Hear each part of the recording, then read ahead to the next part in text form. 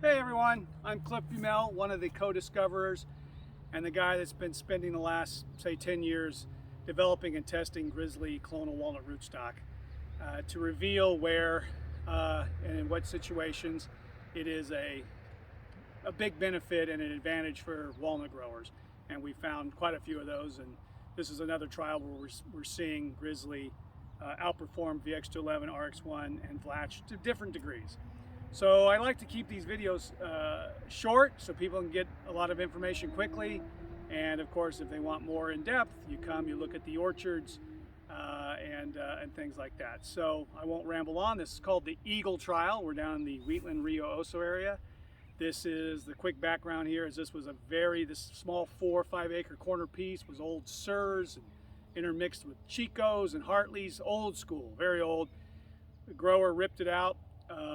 And did not fallow the ground and did not fumigate. Ripped it, pulled roots like crazy, excavated the trees, did that part right, but really because we asked, did not fumigate, did not fallow, simply so we could get results earlier, so we could see the problems that we know are going to come back, because you can't, this is very sandy. It goes from incredibly sandy, sandbox sand with pebbles in it, all the way to pretty good dirt on the other end, and I wanted to start on the bad end. That's where we get more, we reveal more quickly.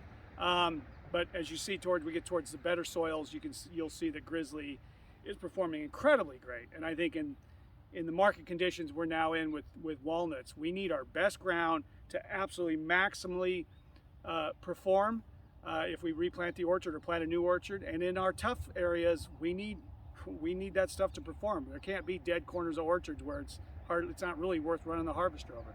$1.50, $1.75 a pound, we could forget about those areas, but going forward, I think we need rootstocks that squeeze out every nut out of every acre, whether it's your best dirt or your worst dirt. And most of us that farm more than one block of walnuts have the whole range. And it doesn't matter whether you're in Visalia, Hanford, or whether you're in Red Bluff. From what I've seen, we've all got those situations. Okay, so I want to keep these videos tight and short. Now I might be repeating myself again, called Eagle Trial, comparing Grizzly to all the other commercial clones, VX211, RX1, and Vlatch.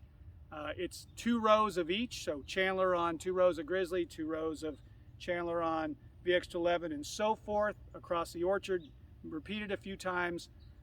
We did that so eventually we can harvest in between the 2 rows of the same rootstock and compare without commingling nuts, and do it quickly. So, because all of us care about yield.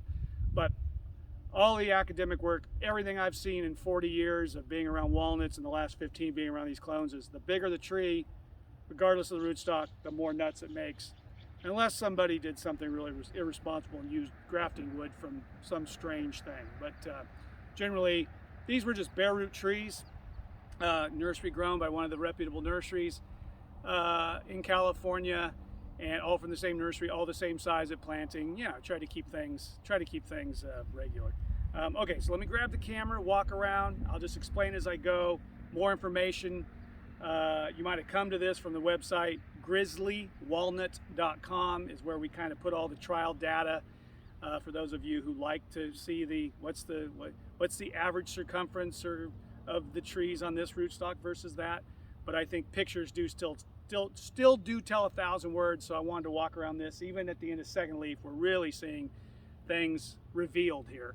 And of course, we'll watch it for a long, long time. But we all have to make decisions right now in the real world. So more information sooner is better than perfect information in 20 years. So let me grab the phone, walk around a little bit, and show you some results so far. Okay, so I started off, like I said, this is the background. Sorry, I'm just a guy with a phone. There's going to be motorcycles and all kinds of stuff. This is Chandler on Grizzly on both sides. So very incredibly sandy here. You can see anywhere where the sprinkler doesn't hit perfectly, the grass just dies. So, so this is what we see here. So I'm going to quickly move over. We don't really concern ourselves too much with Vlatch. We feel it gets too much crown gall for a clone, 5 to 10% in older orchards. And anytime you get into adverse conditions, Vlatch is the first rootstock that just poops out. So that's what you get with Chandler on Vlatch in some tough situations. And then right next to it, let's do the down the middle comparison again. Chandler on Grizzly to the right, Chandler on Vlatch to the left. And yes, there's an existing Chandler orchard over there, but it's 50 feet away. Things were excavated. I really don't think that, I don't think those trees are having any impact on this row. There you go. So what I'm gonna do is, so for the interest of time again, we're back in the, both rows are Grizzly. So now, again, the middle comparison between the two. Now, Chandler on Grizzly on the left, Chandler on VX211 to the right. And I do have this marked with flags. You'll see a pink flag and a yellow flag down there. So I'm not just doing this from memory. So I think that we kind of expected VX211 despite its reputation. For those of us in the nursery game and have been very involved with these clones, VX211's been a disappointment anytime challenges have come up. So anyways, I think that you see the new growth continuing here late in August. The uniformity, that's one thing we really see with Grizzly, is under adverse conditions, even if the trees are not as big as they would be somewhere else, it's the consistency of the growth rather than this hodgepodge. Like that tree on VX211 looks great. That one for second leaf does not look great. They really don't look great down there. But even here is, again, this is still pretty sandy. You can just see as I walk it, maybe I'll just walk the whole row. Those are the Chandlers on Grizzly, and here are the Chandlers on VX211 in this row, as well as the next row over is VX211 if you're peeking. So the trees on Grizzly are just, let's say significantly, substantially larger. Okay, let me flip around, and this is going to be 2 rows of Chandler on VX211, sorry. So yellow, yeah, so that's your Chandler on VX211. Then we come back over here, and because of the pattern, now we have Chandler on Grizzly on the left, because I'm going the opposite direction, and Chandler on VX211 to the right. And we, so Grizzly's not, it's not a silver bullet. Yeah, there's kind of a weak tree. These trees were actually planted back where in every other tree's back in the hole where the big old massive sirs were. So yeah, there's a tree that's not doing so hot. At least it's still deep green. I expect to take off next year. But then you look over here at the VX211, most of the trees aren't doing so hot. And sure, one Grizzly's not so hot, but then the rest of that row looking good. The first 3 are looking good. VX211 having a problem.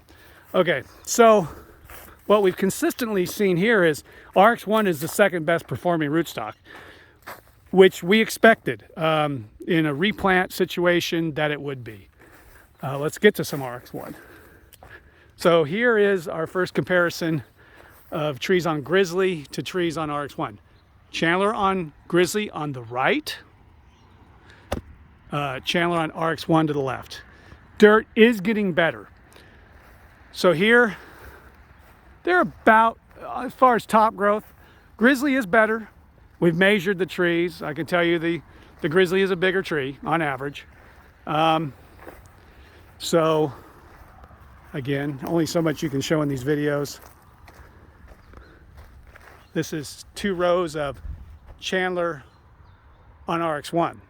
What I will say, what's really revealing here is the soil has gotten significantly better as we move west. These Chandlers on RX1 are not nearly as big as the 2 rows of Chandler on Grizzly that are 8 rows away now and on much poorer soil. Both, we know it's poor soil because you can see it, and we knew this orchard for 40 years and we knew what grew where and so on. So anyways, but not bad. Everybody would take that. But then we're going to have another here of, let me get back here a bit, make sure I've got my bearings correct. Yes, 2 pinks here, so we're in between. This is 2 rows of Chandler on Grizzly, second leaf. Growers pretty happy with these. You know, so they planted as bare root February 2021, just to give you. And so here we are in August 28th or something of 2022. So very happy. Now we're going to do another comparison of Grizzly, Chandler on Grizzly on the right, Chandler on Grizzly on the left. Sorry. Chandler on Grizzly on the right, Chandler on RX1 purple on the left. And here you can see again the real consistency from the Grizzly and the RX1. Great looking tree, didn't do much this year. Okay tree, really didn't do much. There, down there about the 3rd tree. And Chandler's on Grizzly just looking great. So, I'm over my 10-minute limit, so let me keep going. So,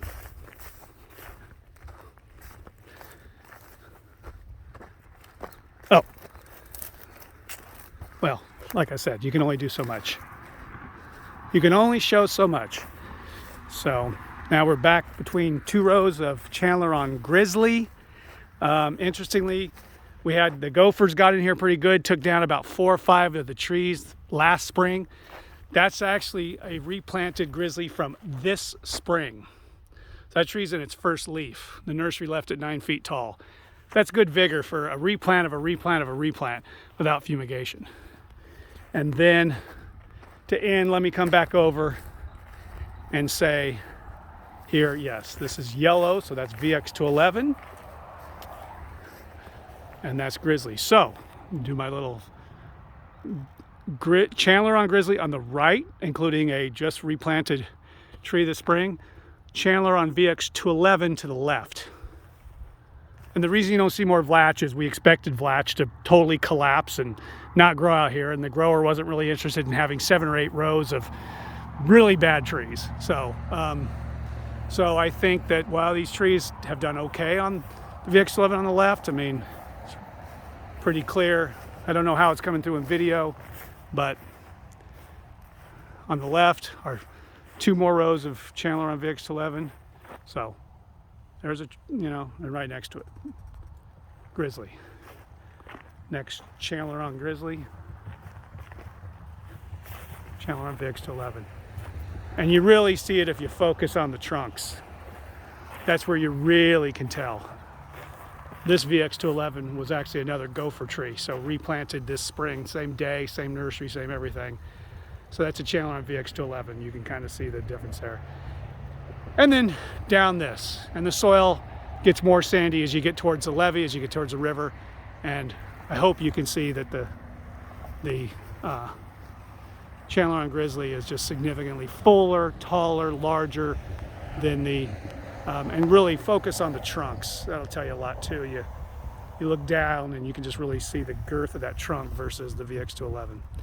So that's what the scientists measure, is that the trunk circumference and the surface area of if you cut that trunk in 2, that's what they compare, because the size of the trunk has always consistently told you what the size, the top of the tree is, and what its productive potential is. So that is the best thing to look at, is trunks.